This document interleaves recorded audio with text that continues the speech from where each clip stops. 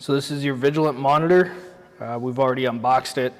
On the front here, you've got your LEDs. Once this is powered up, these will all turn green.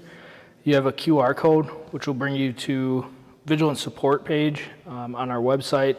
You'll get videos like the ones you're watching, and also some other added videos that may help during an installation. The serial number for the monitor is on the side here, and then on the back is where the DIN rail is going to be mounted. It's going to be taped to the heatsink back here, so a razor blade will get that tape cut off of there.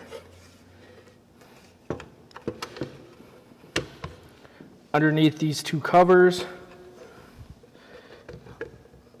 under the right side cover here, you've got a few different ports. So this blue one here is your 24 volt power. This is your on and off switch. You've got your relay 1 and relay 2 here. We'll get into those later, but those are for your output alarm relays. This white port here is for your ambient temperature probe, and then you have your Ethernet port here. So the USB is disabled.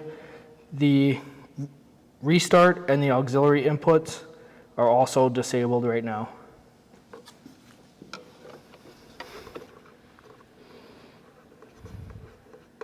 So under this cover, you've got your RJ ports, so there's 4 under here, and then your voltage input, so you have your positive voltage and negative voltage, and then you can see here, one side is for the power, the other side is for the sense. And then you have a grounding lug that you can ground the monitor from here. And then this jumper here will disable the ground fault alarming if you needed to do so. So if you pull this black piece down, we'll release the DIN rail.